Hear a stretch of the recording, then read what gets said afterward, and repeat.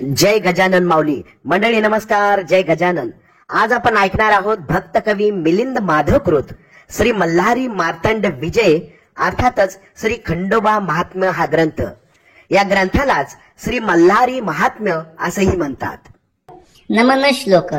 असे जेजुरी राजधानी जयाची, सती म्हाळसा पट्ट राणीच साचे, असा थोर मार्तंड राणा मल्हारी, सदा वंदितो देव तो खंगधारी, सदानंदाचा येळकोट येळकोट येळकोट. मल्हारी मार्तंड विजय अर्थात खंडोबा महात्म्य. ओम नमः शिवाय. ओम नमो श्री गजवदना, गणराया गौरी नंदना, विघ्नेशा भवभयहारणा, नमन माझे साष्टांगी, नंतर नमिली श्री सरस्वती, जगन्माता भगवती, ब्रह्मकुमारी विणावती, विद्यादात्री विश्वाची, नमन तैसे गुरुवर्या, सुख निदान सद्गुरु राया, स्मरुनी त्या पवित्र पाया, चित्त शुद्धी जाहली, थोर ऋषी मुनी संतजन, बुधगण आणि सज्जन, करुणी तयासी नमन, ग्रंथ रचना आरंभिली. धन्य धन्य जेजुरीचा डोंगर, मार्तंड मल्हारीचे एक क्षेत्र थोर, घ्यावयासी भक्तांचा कैवार, खंडोबा तेथे उभा असे, हे दैवत जागृत भारी, नाव का पडले मल्हारी, तीच गोड कथा सारी. मिलिंद माधव वर्णितो. एकेकाळी दोन दैत्य, बलाढ्य प्रचंड मदन मस्त, माजले झाले उन्मत, पीडिती छळीती सर्वांना, एक मणी दुसरा मल्ल, क्रूर भयंकर महाचांडाळ, पृथ्वी स्वर्ग आणि पाताळ, स्वैराचारे जाळीती, निर्दय निष्ठुर महादुष्ट, सुंदर ते करीती नष्ट, सज्जनांवरी घोर अरिष्ट, अकस्मात ते आणीती, देव देवता होऊनी भयभीत, वाट मिळेल तिकडे सुटले पळत, ऋषीमुनी सिद्ध समस्त, लपले गिरी कंदरी, संपली सारी कथा कीर्तने, बंद पडली होम हवने, उद्ध्वस्त झाली मंदिरे सदने, हाहाकार माजला, निर अपराधी मानव मंडळी, त्यांचे घेतले त्यांनी बळी, रस्तो रस्ती प्रेतेच सगळी, रक्ताचे पाट वाहती, पुरुष स्त्रिया निष्पबाळे, चराचर त्यांचे कापिती गळे, हाडा मांसाचे ढीग सांचले, शिरे धडे तडफडती, पतिव्रता तरुणी कुमारिका,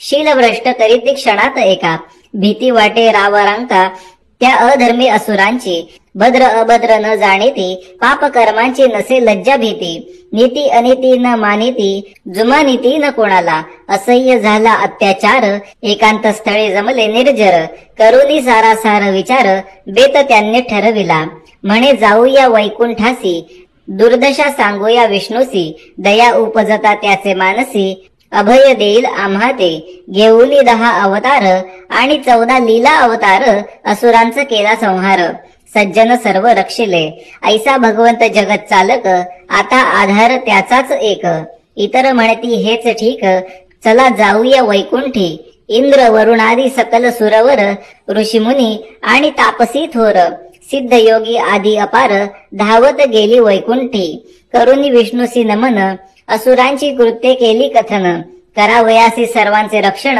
विनंती केली चरणांची, मणिचूर पर्वतावरती, मणिमल्ल अकस्मात येते, करीती जुलुम जबरदस्ती, जगणे अशक्य जाहले, तरी कृपया घेऊनी कैवार, योग्य तो घ्यावा अवतार, करुणी दैत्यांचा संहार, निर्भय करावे आम्हांसी, ऐकुनी कळकळीची विनविणी, तयासी म्हणाले चक्रपाणी, आता असेच तुम्ही सर्वांनी जावे त्वरित कैलासी, शासन कराया त्या दैत्यांसी, प्रार्थना करावी महादेवासी, विधी घटनाच आहे तैसी, तया हस्ते मृत्यू दैत्यांना, म्हणून आता त्वरा करा, शरण जावे त्या उमावरा, तोच त्या सकलही असुर शिक्षा करील खरोखरी. ऐकुनी वैकुंठपतींचे भाषण, सर्व सुरवर आणि ऋषी मुनिगण, निघाले धावतच तेथून, गेले अखेर कैलासी, म्हणाले देवा गौरी रमणा, त्रिशूळधारी त्रिलोचना, गंगाधरा पंचानना, शरण आलो तुझ लागे, दैत्यांनी आम्हा सर्वांना, त्रासिले मारिले अर्भकांना, पाहुनी त्यांच्या क्रूर कृत्यांना, चंद्र सूर्य नेत्र झाकिती, आता अगा हे सनातना, येऊ दे तुझ आमुची करुणा, नमनपूर्वक ही याचना, रक्ष रक्ष उमावरा, ऐकून ती करुण प्रार्थना, क्रोधे पेटला कैलास राणा, निर्धास्त रहा म्हणे सर्वांना, निपात करीन दैत्यांचा, ती शिववाणी ऐकूनी, सूरगणादी गेले स्वस्थानी, मग महाप्रतापी शूलपाणी अगाध लीला करीत असे. दैत्यांवरी शिव कोपला चैत्र शुद्ध पौर्णिमेला. मार्तंड भैरव अवतार घेतला केवढे उग्र रूप ते. दगदगल्या नेत्री अग्निज्वाला. तीक्ष्ण त्रिशूळ खणखणला. डमडमा डमरू दणाणला. जटेचे नाग जाहले कडाडल्या गगनी विद्युल्लता. घनगर्जना गिळी ती समूळ शांतता.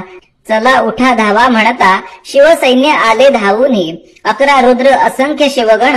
8 द्वारपाल अगणित भूतगण.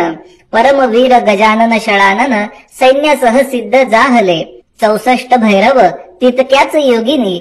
सर्व देव देवता यक्ष यक्षिणी. आपापले सैन्य दल घेऊनी म्हणती आज्ञा करावी. देवसेना जमली धवलगिरीवरी. पार्वती झाली दिव्य रूपधारी. मार्तंड भैरव बसे अश्वावरी. सवे श्रवान घेतले. एका हाती खंग विशाल. दुसऱ्या हाती भव्य त्रिशूळ. ऐसा असुरांचा कृत्तांत काळ. मार्तंड भैरव शोभला. मग म्हणे मणिचूर पर्वतावरी. मणिमल्ल दैत्य मातले भारी. त्यांचे वरी करुनी स्वारी. नाश त्यांचा करावा. स्फुरून चढले सर्वांना. हर हर महादेव झाली गर्जना. पाय आपटीत दणादणा. देव सैन चालले. धडाधडा वाजती नगारे. दुमदुमले अंबर सारे. कळाळा निकळती ग्रहतारे. उठले लोळ धुळीचे. पाहुनी ती देवसेना. मणिमल्लांना हसे आवरेना. म्हणती चिरडून टाकू सर्वांना. उडवून देऊ लाथेने. मग आव्हाने प्रति आव्हाने. परस्परांना देती उभय सैन्य. शेवटी मग तीव्र त्वेषाने भिडले सैन्य सैन्याला. प्रथम मणी दैत्य पुढे आला. त्याचा क्षणात शिरच्छेद झाला. त्यामुळे मल्ल दैत्य चवताळला. धावला दांत ओट चावूनी. क्रूर राक्षस तामसी असुर. देवसेनेचा करीती संहार. परी अमृत दृष्टीने मार्तंड निर्जर. जिवंत करीत्या सर्वांते. उग्रदंत रिसमुख पशुनाद. नग्न दुर्ग काळ कराल पक्षीपाद. भग्न कर्ण तीव्र नेत्र मस्त मोद. लढिती दैत्य देवांशी. कोणी नाना रूपे घेतली. कोणी विचित्र वेश पालटती. कोणी वाहने बदलती. असुर ऐसे चेटकी. परंतु चतुर मोठी देवसेना. दैत्यांची काही डाळ शिजना. यास्तव मंत्र तंत्र जादूटोणा. अघोरी उपाय योजिती. तेव्हा आद्यशक्ती पार्वती. प्रणव रूपी महागणपती. षडानन तो सेनापती. शर्त करीती शौर्याची. घोडा श्वान आणि नंदी. साधुनी नेमकी योग्य संधी. शिरुनी दैत्यांच्या व्यूहामध्ये. घायाळ करीती तयांना. देव दैत्य परस्परांवरी. सोडिती अस्त्रे शस्त्रे भारी. पळती कोसळती भूमीवरी. असुर मोठ मोठाले. महापराक्रमी देवगण. मल्ल दैत्यांशी लढती भीषण. तरीही असुरांचे निर्दालन पूर्णपणे होईना. मार्तंड भैरवासी आला संताप. असुर सेना कापी सपासप. घायाळ मल्ल दैत्य आपोआप. शरण आला भैरवा. मरता मरता म्हणे हात जोडूनी. महादेवा तुझी अगाध करणे. तव हस्ते आला मृत्यू म्हणून. उद्धार माझा जाहला. आता चरणी एक विनवणे. माझे नाव तव नामी जोडूनी. याच ठिकाणी वास्तव्य करूनी. दर्शन द्यावे सर्वांसी. तथास्तु म्हणाला मार्तंड भैरव. मल्लरी मार्तंड घेतले नाव. कडे पठारी केले वास्तव्य. पुष्पवृष्टी केली देवांनी. मार्गशीर्ष शुक्ल षष्टी दिनी. स्वयंभू लिंगांच्या रूपाने वास केला शिव पार्वतींनी. मल्हारीची ही कथा असे. जय मिळाला जेथे तो जयाद्री. खंडोबा नाव कारण खंगधारी. असंख्यांचे कुलदैवत मल्हारी. दिमाखाने विराजतो. जयाद्रीचे रूपांतर जयपुरी. जयपुरीचे रूपांतर जेजुरी. खंडोबा त्या कडे पठारी आणि ठिकठिकाणी अवतरला. पुढे केले मनुष्य रूप धारण. महाल क्षेत्रातील मुलीशी केले लग्न. म्हाळसा नामे ती तेव्हापासून प्रसिद्ध तेथे जाहली. पौष शुद्ध पौर्णिमेला सातारा जिल्ह्यातील पालीला म्हाळसा खंडोबाचा विवाह झाला. तेही खंडोबा स्थान असे.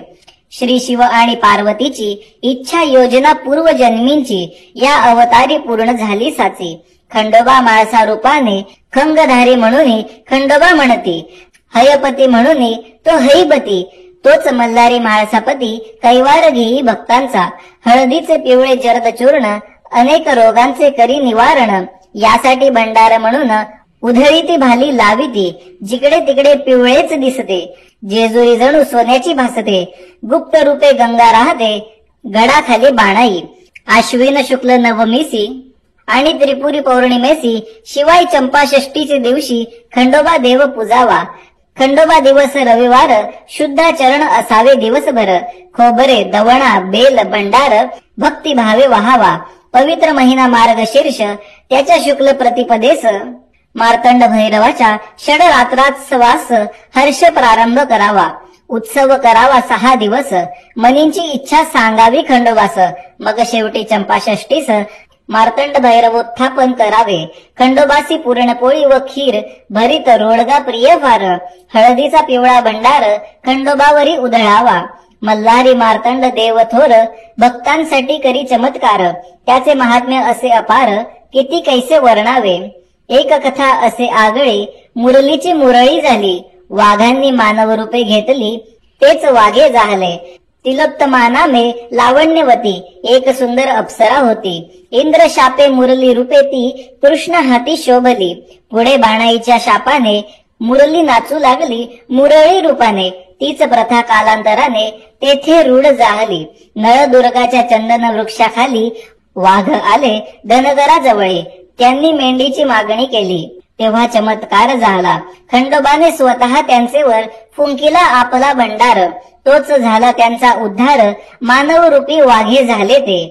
एकदा यावनी सैन्य हल्लेखोर चाल करूनी आले जेजुरीवर. तेव्हा तेथील रखवालदार हल्ल्यात ठार जाहला. सैन्य थोडे पुढे आले गडाचा तट फोडू लागले. तेव्हा खंडोबाने काय केले तेच आता ऐकावे. एक छोटे छिद्र निर्माण झाले. त्यातून लाखो भुंगे बाहेर पडले. अविधांच्या सेनेला बेजार केले. पाठलाग त्यांचा करोनी शत्रू सेना पळू लागली. गडगडत गडाखाली गेली. त्यांची भली खोड मोडली जाज्वल्य मार्तंड भैरवाने. ऐसा तो देव खंडोबा मलेंछ करी तोबा तोबा.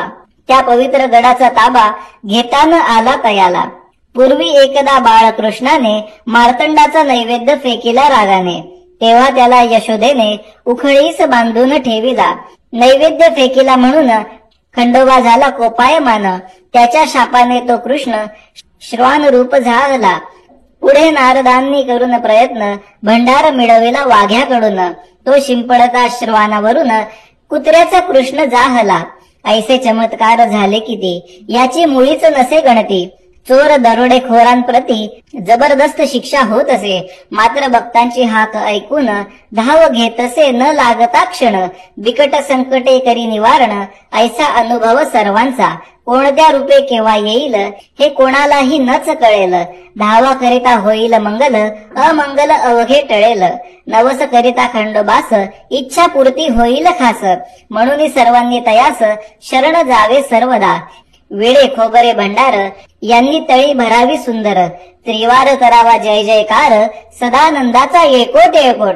जन्मा येऊनी एकदा तरी पहावी खंडोबाची जेजुरी. श्रद्धा ठेवून त्याचे वरी मनी मागणे मागावे. जय खंडोबा जय म्हाळसा देवी सदैव आम्हासी सुखी ठेवी. योगक्षेमाची चिंता नसावी विजय व्हावा सर्वत्र. पत्नी सुना कन्या पुत्र कुटुंब परिवार आणि पौत्र.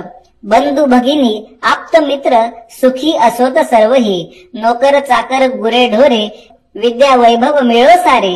वाहन सौख्यही लाभो खरे शत्रू कोणी नसावा. दुरित अवघे व्हावे दूर ज्ञान सूर्य जावो अज्ञान तिमिर.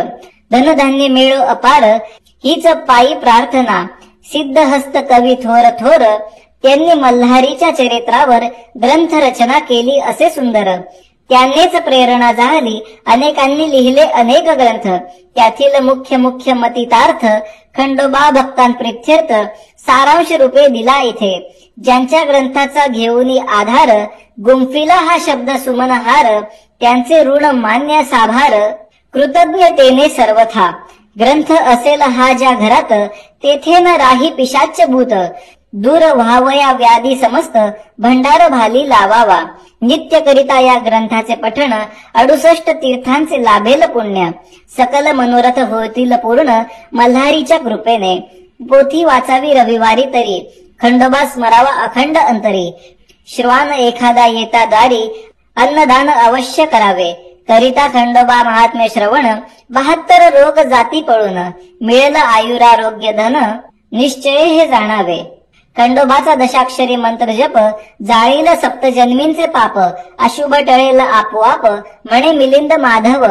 शके 1897 अश्विन मासी शुक्ल पक्षी, गुरुवारी ललिता पंचमीसी ग्रंथ पूर्ण झाला हा. श्री खंडोबार्पण मस्तू. शुभम भवतु. ओम शांती शांती शांती. भक्त कवी मिलिंद माधव कृत मल्हारी मार्तंड विजय अर्थात खंडोबा महात्म्य ग्रंथ संपूर्ण. खंडोबांचा दशाक्षरी मंत्र म्हणजे ओम नमो मार्तंड भैरवाय. हा मंत्र कमीत कमी 108 वेळा तरी जपावा.